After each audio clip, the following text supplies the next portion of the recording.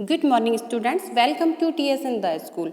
बच्चों, आज हम कक्षा 5 की हिंदी पाठ्य पुस्तक नीलमणि का पाठ 2 प्रथम कर्तव्य का अध्ययन करेंगे। प्रथम कर्तव्य एक कहानी है और कहानी है एक राजा की। इस कहानी में बताया गया है कि एक राजा का क्या कर्तव्य होता है, उसे अपनी प्रजा के लिए क्या क्या कार्य करने चाहिए। तो प्रथम कर्तव्य नामक इस कहानी में एक ऐसे ही कर्तव्यनिष्ठ राजा के बारे में बताया गया है। उत्तर भारत में एक राजा थे।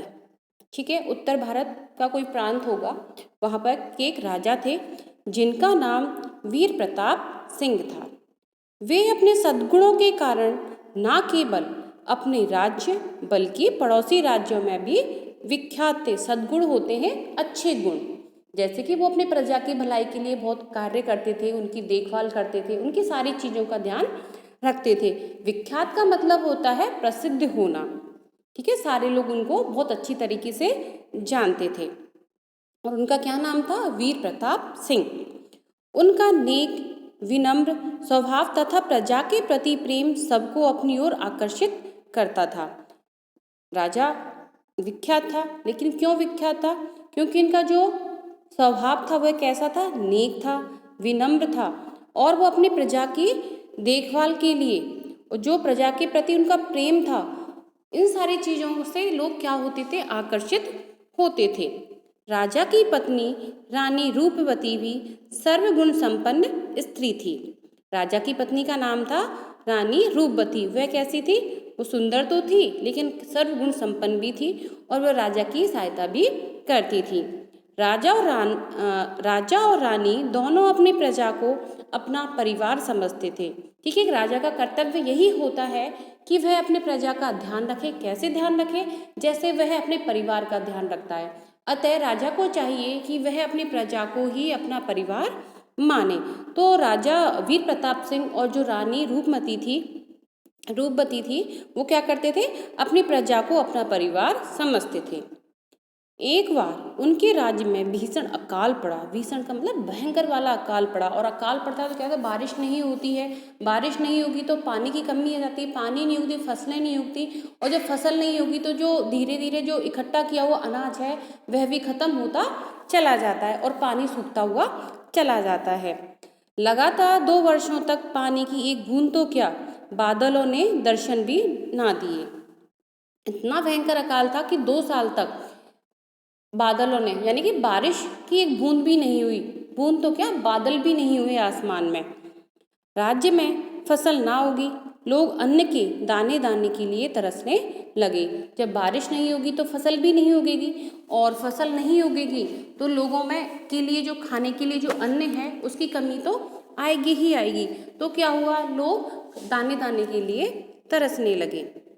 सारे राज्य में हाहाकार मच गया था।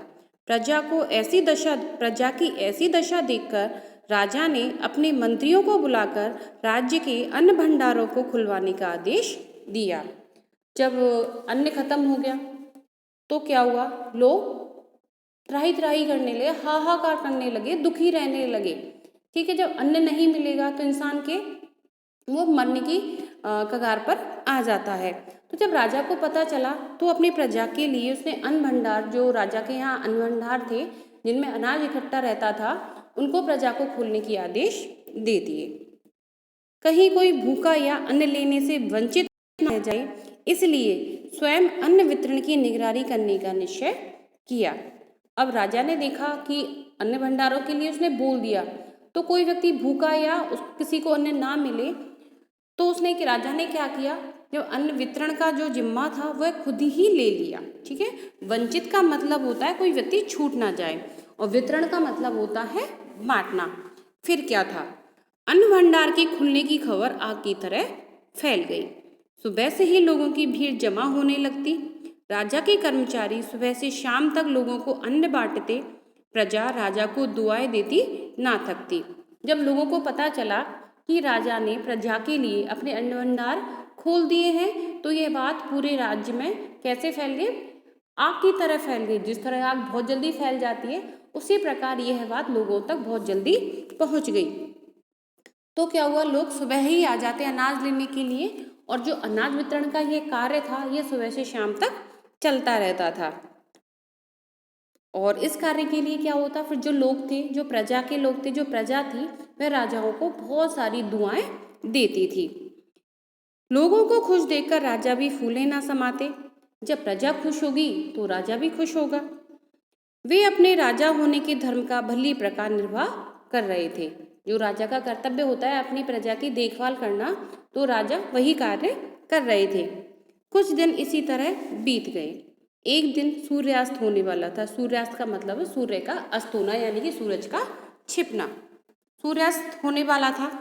राज्य कर्मचारी अन्न वितरण का कार्य संपन्न करके जाने ही वाले थे कि एक बहुत बूढ़ा और कमजोर आदमी अपने नन्हे पोते के साथ धीरे धीरे चलता हुआ उनके पास आया और उनसे अन्न देने की प्रार्थना करने लगा।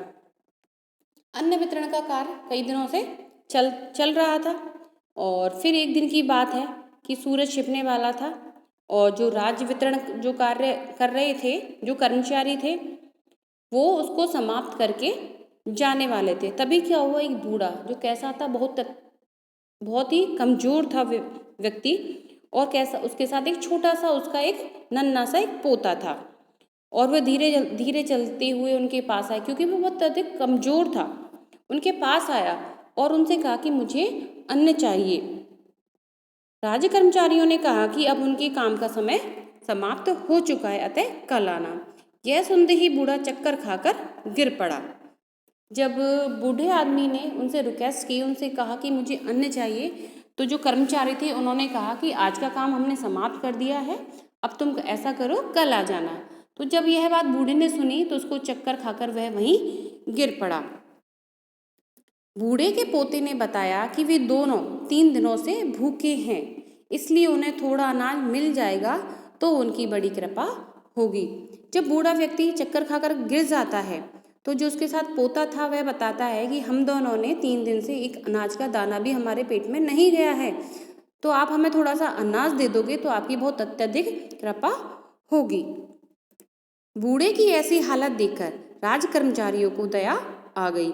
जब बूढ़े की उन्होंने ये हालत देखी और उसके पोते ने बताया कि 3 दिन से भूखे हैं, तो जो राज्य कर्मचारी थे उनको उन पर दया आ जाती है। उन्होंने सारे अनाज की गठरी बांधकर बूढ़े को दे दी और चले गए। गठरी का मतलब होता है पोटली। उन्होंने अनाज लिया और एक गठरी उनकी बांध दी। बूढ़ा अन्न पाकर बहुत खुश हुआ। उसने राजा और उन कर्मचारियों को दिल से आशीर्वाद दिया।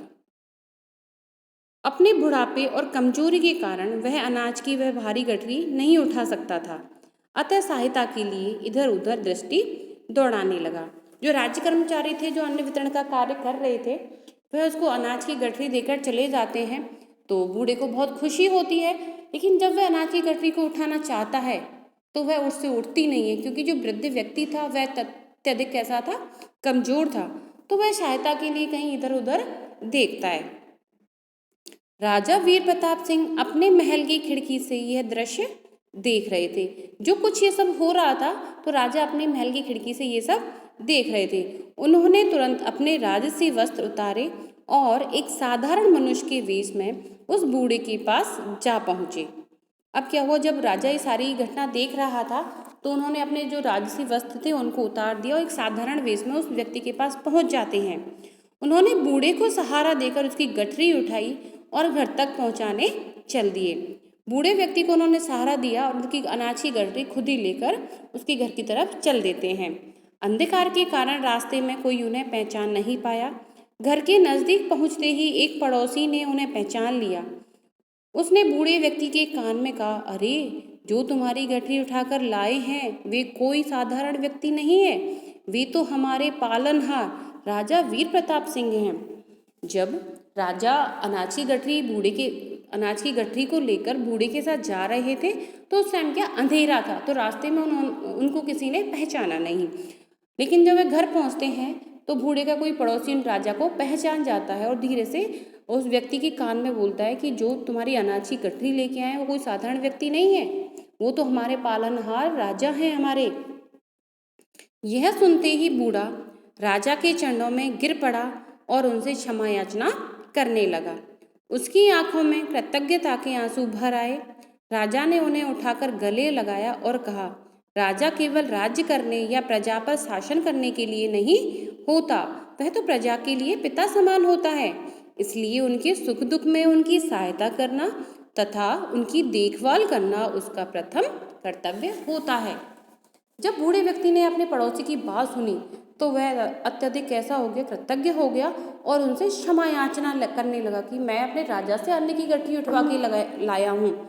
तो राजा और वो उस राजा के पैरों में पड़कर क्या करता है, माफ़ी मांगने लगता है। तो राजा उनको उठाकर अपने गले से लगा लेते हैं और कहते हैं कि मैं राजा हूँ, इसका मतलब ये नहीं है कि मैं अपनी प्रजा की देखभाल ना करूँ, क्योंकि राजा जो होता है वह शासन करने के लिए नहीं होता, वह तो प्रजा के लिए पिता समान होता है। और एक पिता का कर्तव्य होता है कि वह अपने जो बच्चे हैं, जो अपनी संतान है, उनकी अत्यधिक देखभाल करें। इसलिए उनके सुख दुख में उनकी सहायता करना और उनकी देखभाल करना एक राजा का प्रथम कर्तव्य होता है।